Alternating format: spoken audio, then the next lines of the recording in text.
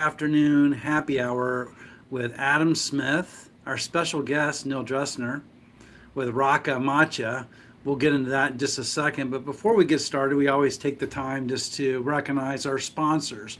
So I want to recognize Alias Advising, Adam's company.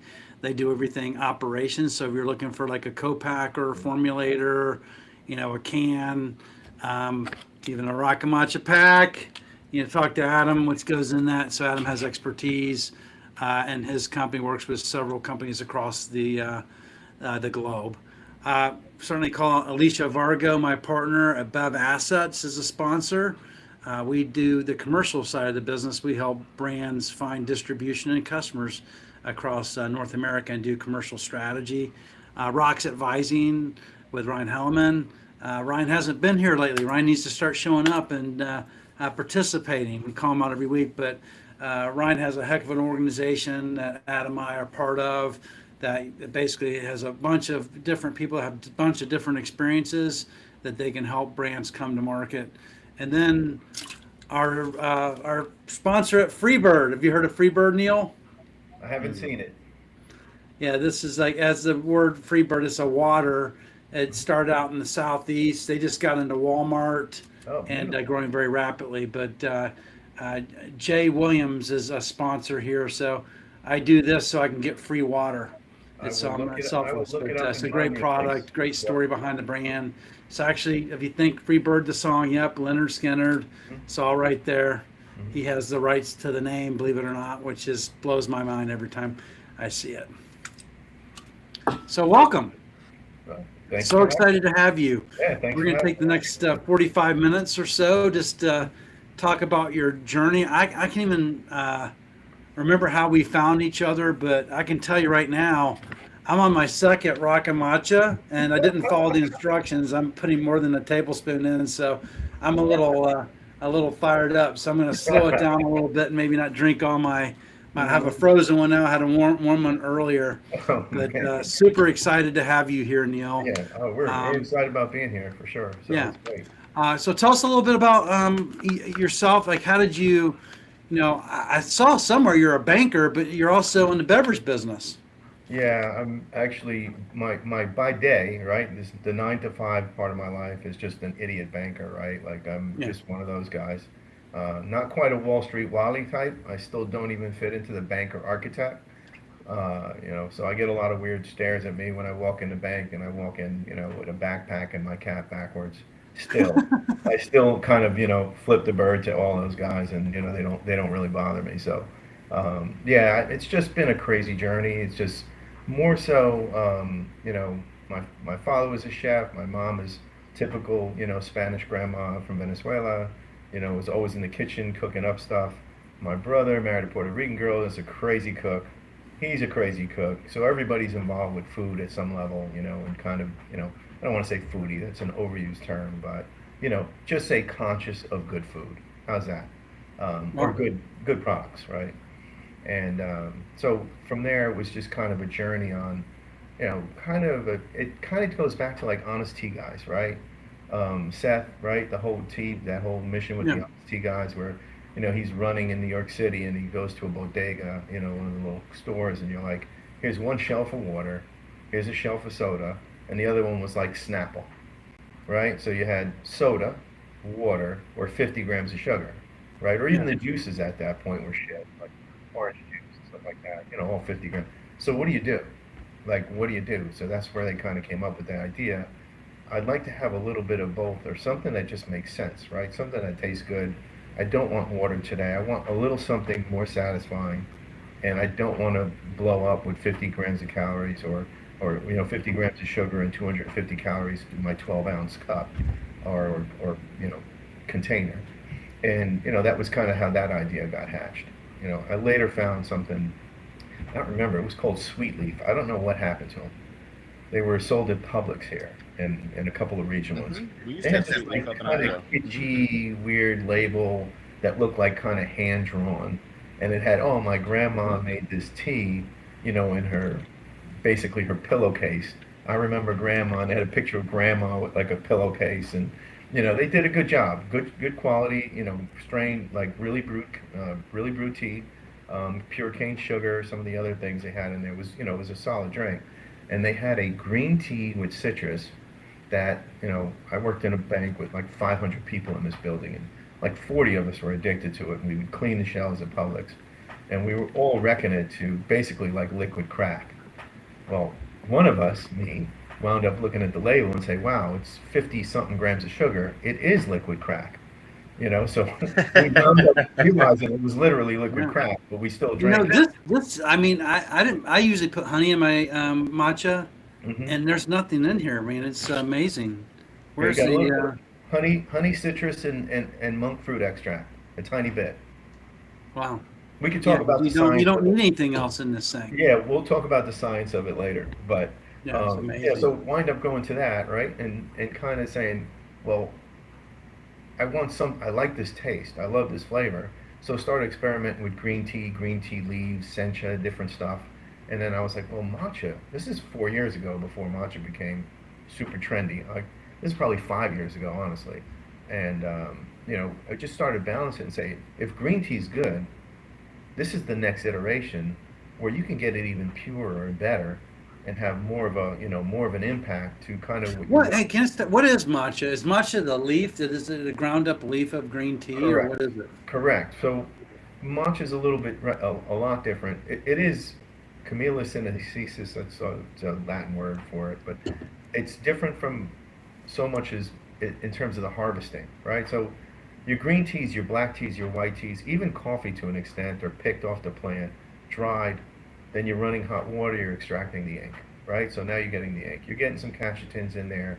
You're getting your dose of caffeine in there, something like that. But with the matcha, what they're running that, um, they'll take that in about 60 to 90 days before it's matured. They will run black tarps over it. So these are like say adolescent, ready to pop plants, ready to mature, and all of a sudden somebody's put black tarp over it where it can't see the sun, and it's freaking and struggling, looking for the sun. It's straining for sunlight. It doesn't have any sunlight because they tarped it. So what happens? It overproduces chlorophyll. It hyperproduces the chlorophyll, and that's when they start to pick it. They dry that out and basically kind of like caves, out in the So sun. that's what turns it green then?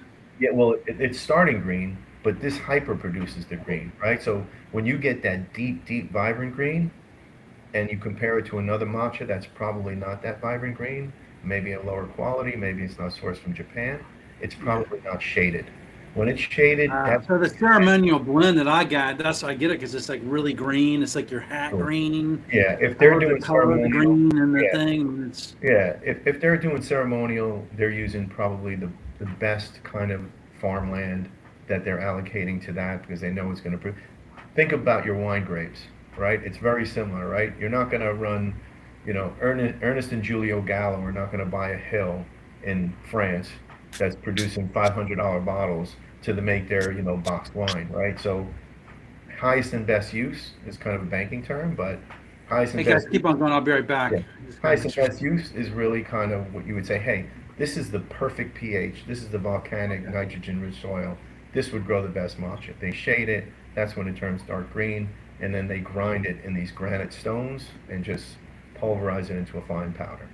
And that's what you Wow. consume. And that's the difference between the green tea, black teas, and even the coffees is instead Is of the matcha much better for you than regular green tea? correct. It's similar, but I like to say it's like green tea on steroids, right? Because instead of just extracting the ink out of an oxidized leaf, you're pulverizing the entire leaf. So now the fibers, the chlorophyll, all the amino acids, which is L-theanine. I don't know if you guys notice if you go to GNC or a health food place or any of those vitamin shop, whatever, now you're seeing this L-theanine extract. That extract is primarily taken from green tea and specifically like the plants that derive matcha. So now they've extracted that as a sole single healthcare supplement. But your source Wow. of rich naturals is from matcha. So the other piece of that is the caffeine benefits different than hot or green or just plain liquid tea that's extracted through hot water process, where it just hits you. It just goes bam right into the veins, right, like an Wow. IV. You're still having to metabolize, even though the matcha is fine, it's ground up into a fine powder. You still have to metabolize that, right? So that means it takes over hours, like a slow release, basically, right? So you're getting your caffeine instead of an espresso shot, you're getting a 2 to 3 hour cruise, and then you're kind of cycling down a little bit, slowly, where you don't have that crash. I don't know if you've noticed that, Sam. Like you don't have that crash that maybe you were a big coffee drinker back in your, former life, and Yeah. sucking down those black coffees in the morning, you're getting that crash from the sugar and the black, in the 60 to 65 milligram dose of caffeine you were getting. You're getting a quick bump, but then you're crashing. This is Yeah.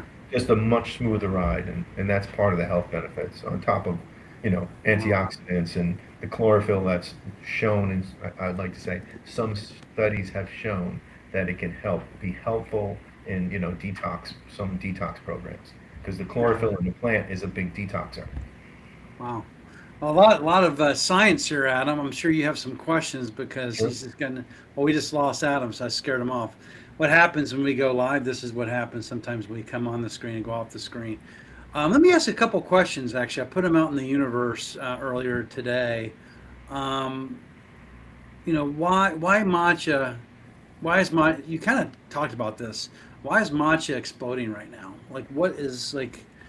Is it because it's just a much healthier option for people? They're looking for like they're Yeah. moving towards this functional drinks. Like what is it about matcha that makes I you think kind I of said think it? yeah, I think there's kind of like two things really, right? So you have people moving toward these functional benefits, just like an awareness in general, Mhm. right? And Mhm. and people are saying, and then there's a ton of people that are just getting wrecked by coffee, right? They're kind of, you know, decaf coffee doesn't give them what they need, and then coffee gives them a little overstimulation, and if Yeah, you're in an office, all of a sudden you're running around at 12:31. You're either tired from lunch or you're tired from your coffee crash. I yeah, think people are looking at that, and in some cases, there's a lot of people that love coffee and they actually grind their own beans, or they grind their beans and they do a French press, right? They do that whole process, right? I gotcha. think it's kind of like part of a ritual, right? It's this whole ritual. I met you when I met you the first time we spoke on a Zoom call. You were doing your matcha and you have your like ritual. You had your small spoon, you have your whisk. So, Mhm. a lot of what people do in coffee is a little bit depending on who you are. You're not just running through the drive-through at Starbucks or McDonald's, but some people like to do their own. They like to grind their beans. They like to do the You're French talking press. about my wife. She goes to Starbucks every day, Right. and I'm like, you Well, have a freaking coffee machine and a grinder here. Just right, make your own right, coffee. And she won't do right, it. right. She wants to Well, go to maybe that's Starbucks. part of her. Maybe that's part of her ritual. That's her That might be ritual. sitting Starbucks. behind, sitting in front of 6 cars and sitting behind 3 cars while somebody leans out a window. Maybe that's her You know who ritual. her best friend is? You know who her best friend is? Who? The Is the barista? barista at Starbucks. We went there for Mother's Day and they're like, "Hi, Susan, how are you?" I'm like, I'm sure they love you, Susan, because we go there 2 or 3 times a day. Right, right, right. No, it's true. But yeah, I mean, really, I think it's both, right? Like, people are aware of functional benefits. Caffeine is not that easy to manage for everybody. Gives you a way to kind of manage it into your diet, right? And then Yeah, also, there's a whole ritual behind it, right? There's this whole, I mean, I've heard and I've looked into this, is like the ritual behind matcha goes back to like the samurai, right? Where they would like basically, before they would have their whole bodysuits on and do this ceremonial with the white bone china, the hot water, the whisk. They would do their ceremonial at like a little ceremony and then put on the headdress and go out and fight. So well, this, we're samurais. I mean, I'm a samurai. yeah, so this is No, like lore. Like there's a whole bunch of lore behind it. But I think really to answer you most direct, I think there's a balance, right? There's some yeah, functional health benefits that people wake up to. And yeah, also, I think this ritual, people like the ritual. They like to whisk it with a little thing or get their frother and do all this yeah, stuff in the morning. It's kind of, I don't know, maybe you unplug for 10 minutes while you do it, and it's something that you look forward to, or maybe you look forward to that new pack of matcha that you ordered online, and this one's greener than the last one, or yeah, I mean, you go in, well, people are buying coffee, right? You go in a coffee shop, wherever that is. You've got yeah, Kenyan, you got Hawaiian, you got the Jamaican, you got Costa Rican, you got the pure old good old Colombian, and all this other coffees, right? So everybody's like experimenting, and they buy that bag, and they're like, well, I wonder what this one's going to taste like, right? Like Yeah, I mean it's almost that's like a kind of me. little. I did ceremonial. Like Mhm. if it's not the right green, I've gotten the one with not the right green. It's just not as appetizing, I guess, Right, visually right, for right. me. So building a functional beverage brand in a crowded market, you consider matcha a functional beverage. You kind of said that, right? I do. Like, what are you doing, to bring your brand to market? Like, how are you separating yourself right now so people find you and know who you are? Well, a couple of things, right? Well, other than grinding in farmers markets right now and banging on doors at local like specialty shops and just kind of embracing the crazy social media world. Like I have people helping me with that, right? Which is not always that much fun, but at least somebody can help me a little bit with that. We have a little team and a consultant that kind of helps. But really, I think for sure you're in the beverage industry, and I don't know if you've seen another matcha concentrate, right? That's really a liquid concentrate. Uh, No. and there's not a ton of clean ingredient matcha beverages on the shelves. They are all steeped with some type of either ascorbic acid, sodium benzoate, or they've taken the route of pasteurizing it because it's a milk-based product. Most of everything in the store is like a milk-based product right now. Most of the matchas are lattes.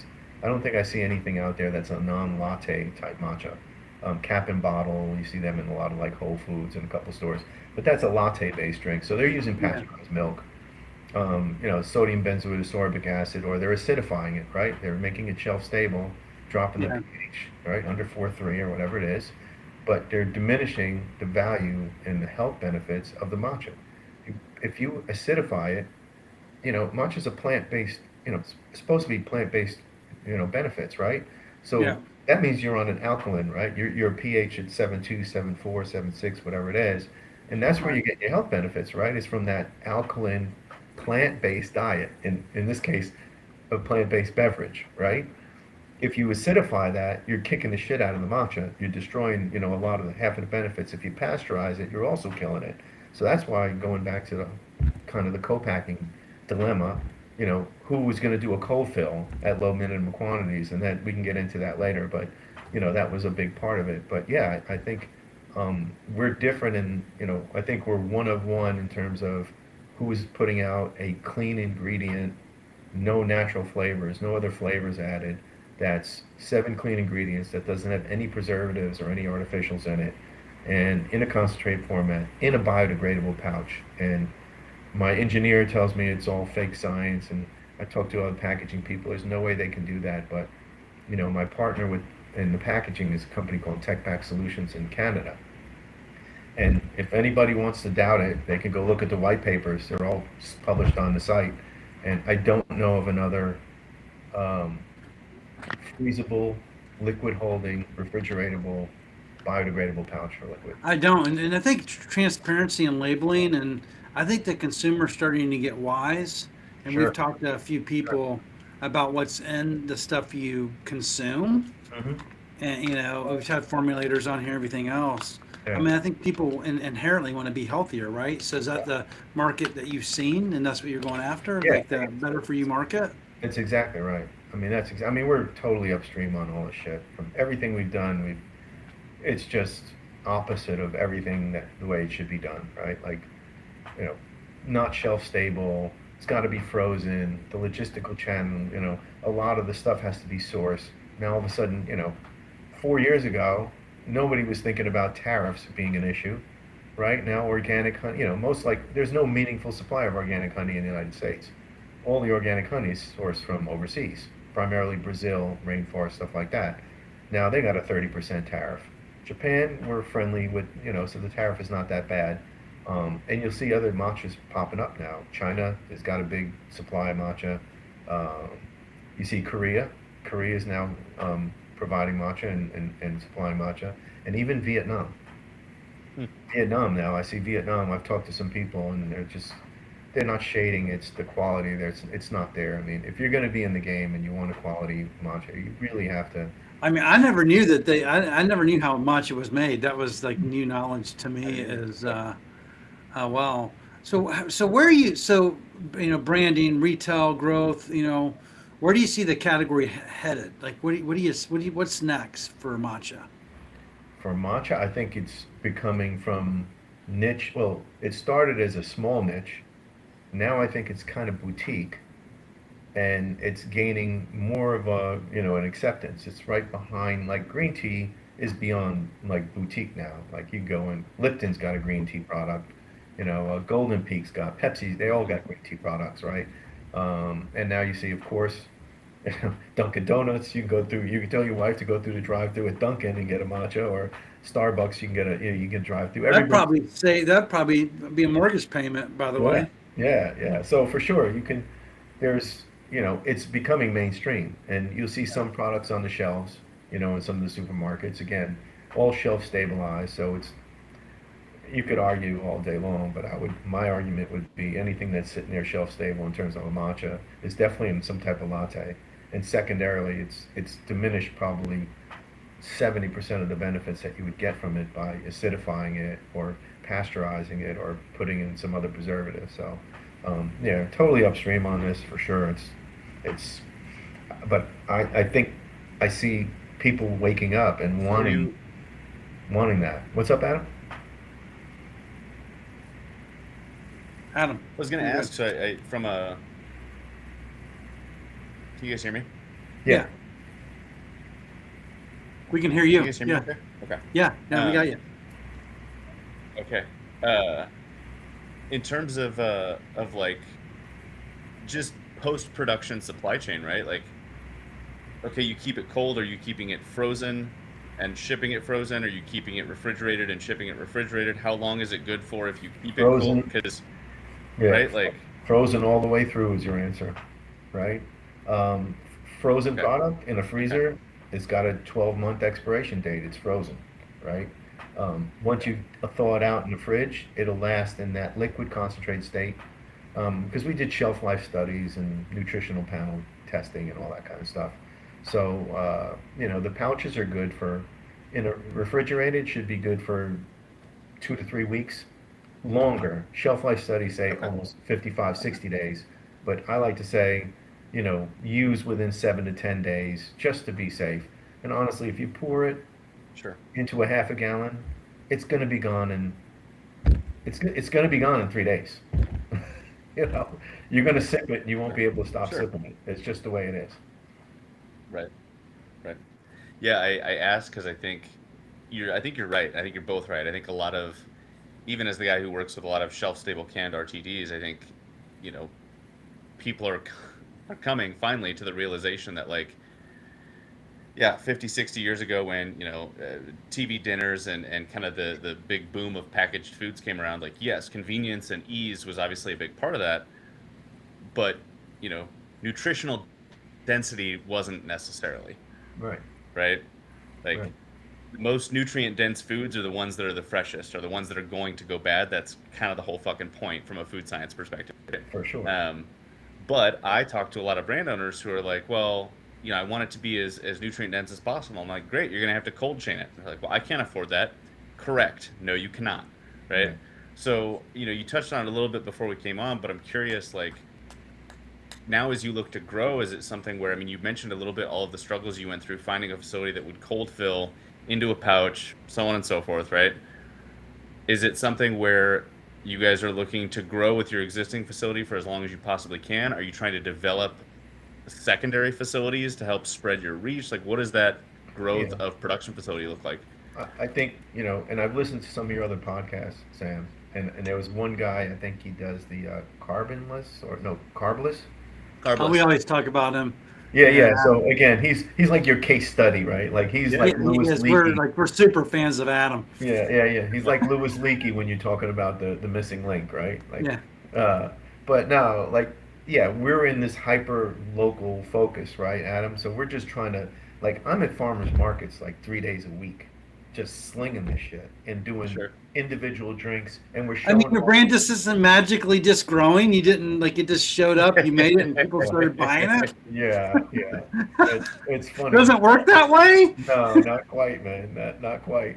Yeah. So, we're and then we're doing that to show off the versatility, right? Like, We Yeah. do that pouch, that concentrate, we pour it over fresh squeezed lemonade, and it does the cloud. Are you next And to the honey guy, by the way? You are, aren't you? The honey guy. Do you have a partnership with the honey guy at the farmers market by Well, chance? yeah, I know that, and a mushroom guy. My guy's he's a microchemist, and he does the tinctures. He does his own extraction. Sure. He Yeah. does. He's called Samurai Fungi. Shout out to John.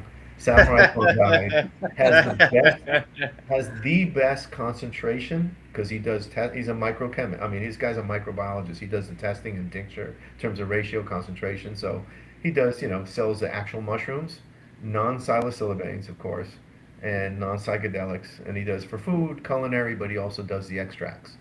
Oh So wow. yeah, he's a part. We're talking about like down the road and not too far down the road. I see Raka the product, but I also see a pre-workout version and a post-workout version, Oh right? man. Because You we're need on. to be talking to Adam, by the way. This is like Adam's world, by the way, Okay. Smith. Well, we'll talk, So Adam. So, yeah, yeah, because there's a few things even with the polyphenols, and part yeah. of what we have in here is this grapefruit is one of the main citrus components. Grapefruit is one of the There's highest grapefruit here. in it's grapefruit and orange is the citrus component. Okay. You're not in statins, are you? What's that? No, I was just joking. If you were, hopefully you're not taking Yeah. statins. I don't So, know. The reason I'm swallowing this down is because I'm addicted to the grapefruit. That's what it was. okay, there you go. It sucked So, me in. so here you go. So that, Adam, for you, is two of the richest sources of polyphenols Sure. is grapefruit in the citrus world and matcha. Okay. So what it does is stacks. These stacks polyphenols, and it really helps for in terms of your. Again, studies have shown that that can help you create a fat oxidation component in terms of drink. Way early stage to start So I'm talking. losing weight while I'm drinking this. Well, I mean, you could argue. Let's keep it simple. If you weren't drinking the milk-based one and you were drinking what I recommend that you do I'm gonna do the gallon. I'm doing a half a gallon. half a gallon. See, he Yeah. goes back between half a gallon and a gallon all the time. Yeah. I'm going to send you a half a gallon container and say, put it in here, okay? Okay. Send me the Put a instructions. Sharpie. You'll be texting me. Okay, are you gonna be home? Because this has to get special delivery. Yeah, no, for sure. But anyway, so let's say that you're doing a cup, right? Yeah. 12-ounce cup over ice. That's 10 calories. So that's loading you with about 50 milligrams plus 50 milligrams of caffeine plus you're stacking the polyphenols. You could argue, in a responsible diet, right, that could be considered an aid to weight loss. Could be. In a responsible diet, you can make that argument. That's all I'm going to say. Good. I got 1 week for the wedding to get prepared for it. So Yeah. So yeah, maybe you find your local meth dealer for that if you want to lose weight. I got my what do you call it? My special suit. Is what do you call it you wear in the summer? It's Oh, the sweatsuits, like the rubber suits, for my wedding. It's a suit. Oh, It's like a linen tux, suit? a tuxedo. no, I'm not wearing a tux. It's like a summer.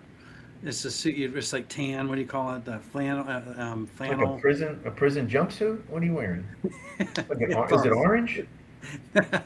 No, it's brown. It's a tan Okay. suit. Okay.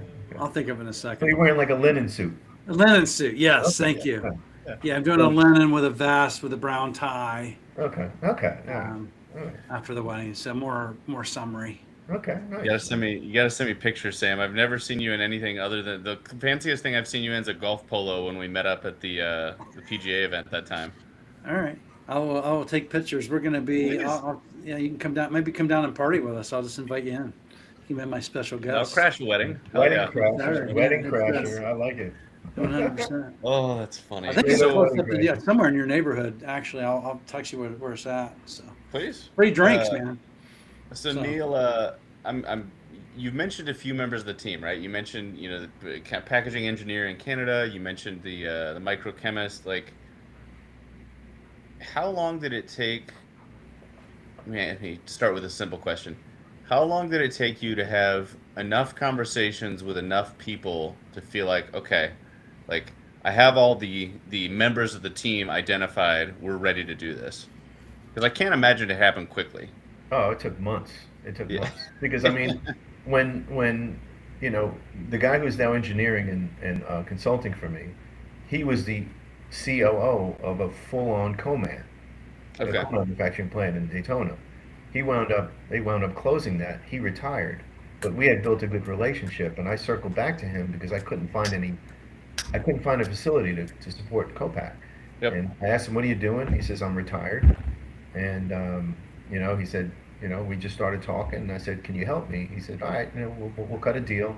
Right. We'll do 12 months until we find a co-man. If we cannot, the fork in the road is we can try to build something low key, low tech, but automated. We can work with everything. I have an organic consultant, so he's helped me get we're organically certified co-man, and we built it from scratch. I mean, me and my boys, a lot of my buddy here is a GC, so we just wound up, and I've been in around construction most of my life, so we just built it, scratch, built the walls, built the ceilings, built, you know, just everything from scratch, right? So we got a nice Good clean for you. facility that pumps out, maybe 3 or 4 thousand units a day on pouch fills. So, we can low key, hyper focus, local, winning one market at a time, working the stores. I came back today, as a matter of fact, right before I jumped on here. I was at there's a real crazy Tex-Mex place here. It's a hot spot at the beach. Like, it's the spot where everybody goes. It's packed. So I was like, man, you know what? They have a really cool drink there called a dirty ashtray. Tecate or Modelo beer. Don't pop the can, right?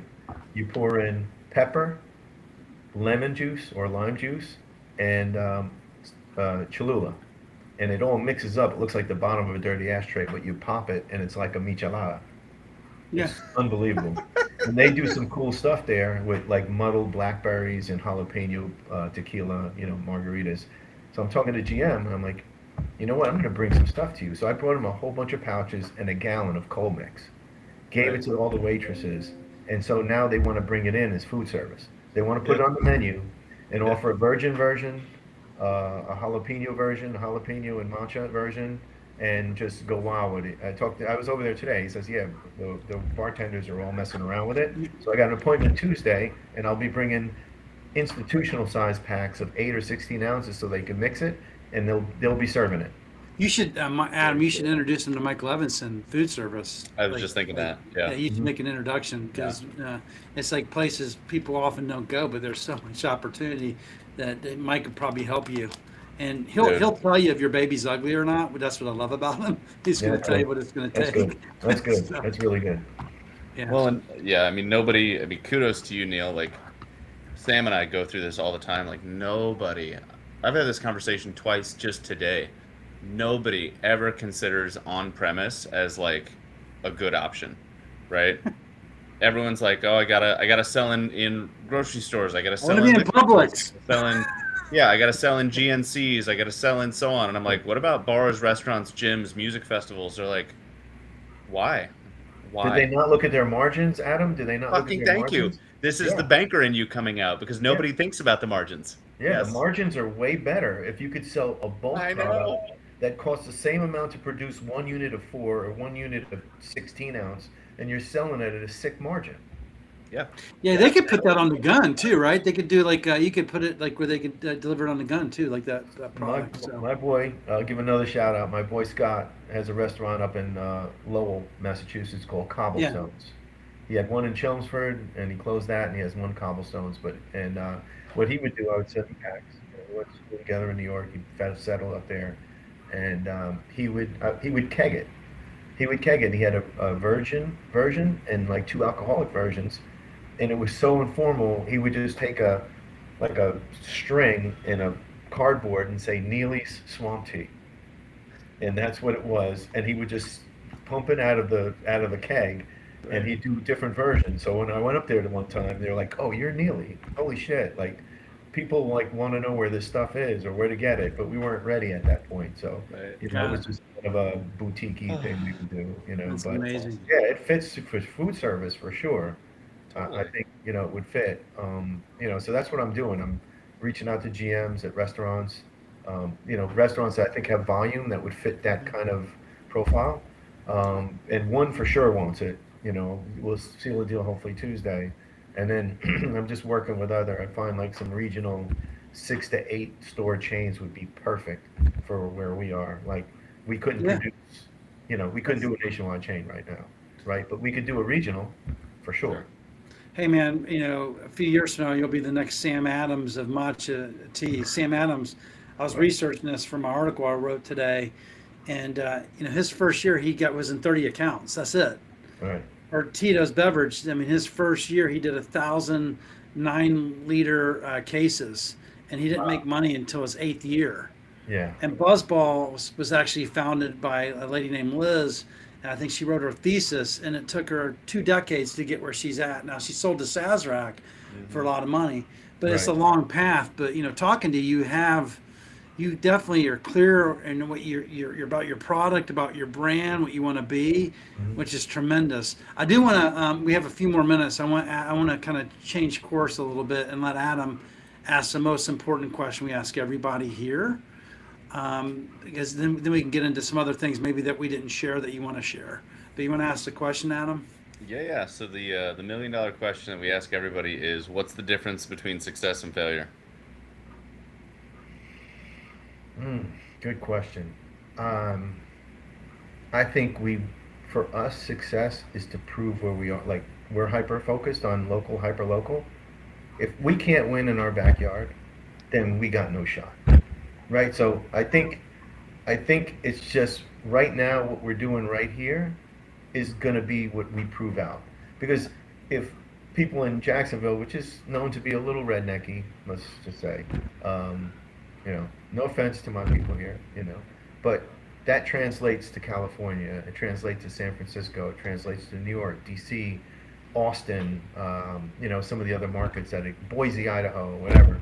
But if success would be to win right here in this backyard, and there's one local market, I won't say its name, but I shop there kind of regular. They have a great shrimp special on Saturdays, ridiculous. And I know the owner and the GM, and they're always like, we're busy. We have we have all these vendors coming. And I'm like, look, man, this is my backyard. I said, there's no way my product is not going in your store. So you can ignore me or, tell me, call you or line up an appointment, which I can never get, but it's going in your store.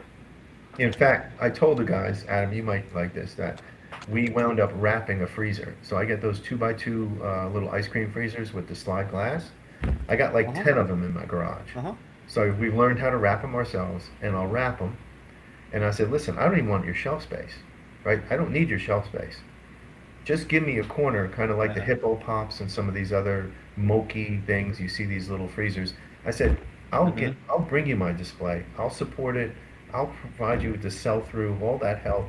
We'll do demos. We'll do sampling. And I don't even ask you for your shelf space because, I think, some of that success question you asked is, I see part of that answer as being able to build a good little business without UNFI or KHE having to be my partner.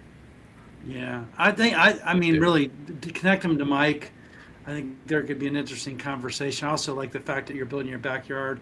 I also like the fact is if you can't be successful in your own market, you You're can't be done. successful anywhere else. That's proof of concept that we've learned from different people have said, hey, you got to prove that your brand works where you're at. Get Yeah. that reorder, build that velocity, get into that drink. Everything you're doing is the things that founders should listen to and follow. Let me ask you this. Is there anything that we discussed today? I mean, we went pretty quick here on our happy hour, which we often do. Sorry. That we didn't cover today. Do you want to make sure that everybody in the audience knows a little bit about Rakamachi, anything that you want to convey? Other than, we're kind of building the whole pitch deck and, we're getting to that stage. We got to talk to investors because, we just talked about that. Next level is definitely going to be where we go in hyper local to regional. We're going to have to build our production a little bit.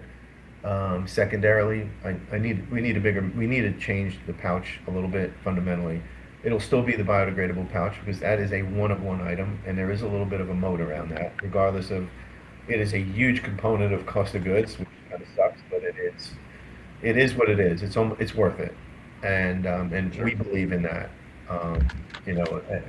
big time, and we're going to need to move to that spouted because in the end, I'll circle back to this, right? So Adam, so the question is, and really for you too, Sam, is, and the key question is everybody wants healthy and good, but we talked about, nutrient rich being, cold vegetables, local stuff like that.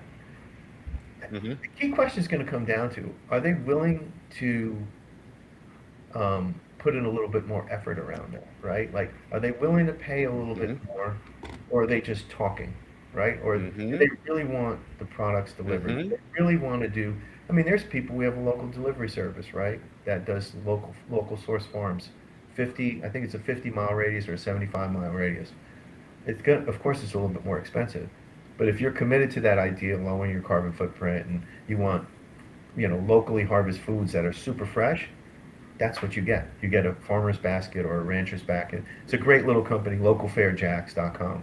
And it's, they have 30 trucks, 6,000 subscribers, and we're distributed through them.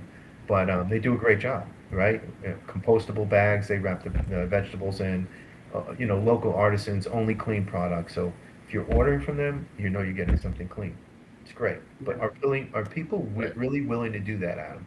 Are people willing to spend Hmm. 15-20% premium when shit is already out of control price wise? Are they willing to Hmm. maintain this, a frozen drink because it doesn't have preservatives in it, or whatever the case may be? Are people really willing to Hmm. make that extra step and that commitment to say, Hmm. hey, I want it, but I'm willing to do X, Y, or Z to get that? You know, I I think, think it depends on the Hmm. occasion, the product, sure.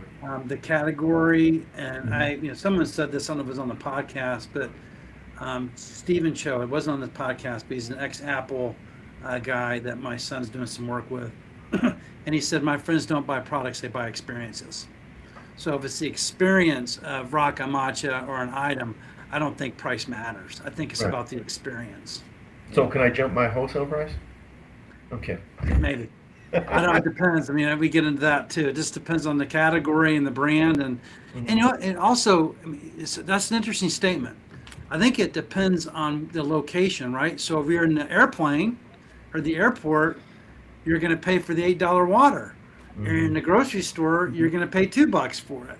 Mhm. So it just depends on the time Yeah. and the location and Yeah. what you're willing to pay for it. Yeah. So There's not every context. Yeah. channel, Yeah. like, look, you're going to pay more for a wine on premise, right? Yeah. You're going to pay $14 for a glass. Yeah. You could go buy that same bottle for $14 in the grocery store. Yeah. Oh, yeah. It's within context. There's contextual piece to that for Hmm. sure. Yeah, Hmm. yeah.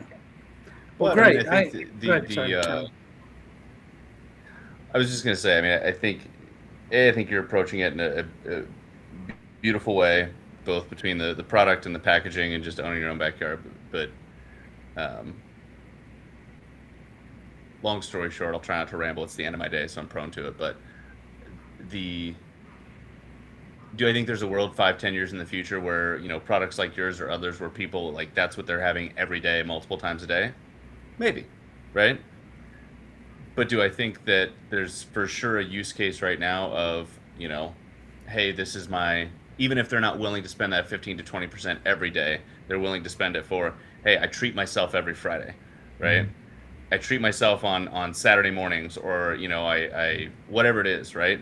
I think people are willing to do that. But the flip side of that is you as the brand owner have proven that you're willing to go through the slings and arrows and the hurdles and all the bullshit to get them something that fits Mhm. that is in a biodegradable packaging, that is nutrient dense, that is so on and so forth. Because so many of the people Sam and I talked to are like, I want it to be Whole Foods approved. I want it to be organic. I want it to be this. I'm like, cool. Can you afford to get all that spun up? They're like, well, no, but I still want to do it. Okay. Like, I don't give a fuck, right? Like, Yeah. it's going to cost what it's going to cost, right? Yeah. Right. So, Yeah. Organic certification is not fun. I can no, tell you that. fuck It is no. hard. Like the Yes. FDA registration was easy to dealing with the state Department of Agriculture, but the organic cert was Yes. was a lot. Yes. That was tough, man. I mean, I thank God I found a good consultant, and he Sure. actually is an active inspector. He's an active Okay. inspector, and he has a sideline, whatever. So we've had occasions where the inspector comes in, and my guy's there. He'll come in from Tampa, and they were like, "Hey, who's buying donuts next week when we go out to such and such?" Like they're actively working Sure. together. Yeah. So, and he's he's he's the dude, man. Like he knows Sure. it. Very, very sharp, very, very up to date. He's awesome. And Awesome. I know we're gonna run out of time, but that's who you need. Like I talk to brands for like, well, I want to get organic certified. And I'm like, guys, A, there's costs involved. B, you're gonna need to hire an entirely separate body from me to walk you Mhm. through that in full because that, in and of itself, is an entire job, right? Mhm. Yeah. Anyway, Yeah, um, it's a whole thing. I've rambled enough at the end of this. Yeah, Yeah. no, for Well, sure. That's I recommend him into that community that I connected you with, Sam. Startup yeah. CPG, if you guys listen, Oh man. yeah, I need to do that. I'll follow back up Oh with you yeah. next week or over the It is. weekend. It's in a community that I came across on LinkedIn, which links you to their website. Yeah. Website Yeah. startupcpg.com. Then you sign up, and they link you to. Shout out to Daniel Scharf. Yeah, he's Oh yeah. awesome. I See, mean, you guys are the cool guys. I'm I'm so far sorry, man. behind. If you're on there, Adam, are you on there regular? It's like a sick I'm rabbit not on hole. there as often as I should be. But Yeah, it's an insane rabbit hole I know with Daniel those from. guys. So Daniel used to be the. He used to be the CEO of an energy drink called Machu Picchu, and he and I met then Hmm. when startup was only like 8,000 people, and now it's at like 35 or some crazy shit. So I'm yeah, telling you, if any founders listen to this, I can't recommend enough. First thing you should do, and of course you got to meter your time because it is a rabbit hole. It's very 30,000 people and they're active, so some Wow. people are really active. yeah, So yeah, if you yeah. need help sourcing, you just need to talk to somebody. You have threads for finance and ops and marketing and stuff like that. I mean, it is incredible a vibe of a community with 30,000 people that any one of them seems to be willing to just drop and help anybody with anything. Amazing, amazing community. Well, that's a great call out. I do have to wrap up things. I apologize Sure. to the two of you. No, we're Thank fine. you So for do I. everybody for joining. Rakamacha, I've been flashing it on the screen. You can Yep. find him. You type this in, it will pop up. By the way, and then obviously Neil Dressner, you can find him on LinkedIn as well, and his company Rakamacha is on LinkedIn as well because I Yes. tagged you both today, or Drink Up did, Yep. for our podcast. Appreciate that. Adam, thank you for joining us. Neil, thank you for joining us today. Everybody, thanks for this happy hour. We'll be live raw and real tomorrow morning at 9:30 a.m. sharp Central Standard Time, and we'll see you on Saturday. All right. Thank you guys. It's a pleasure, Adam, connecting. Sam, we'll talk again soon. Beautiful. Yeah, remain on the line. Don't hang up.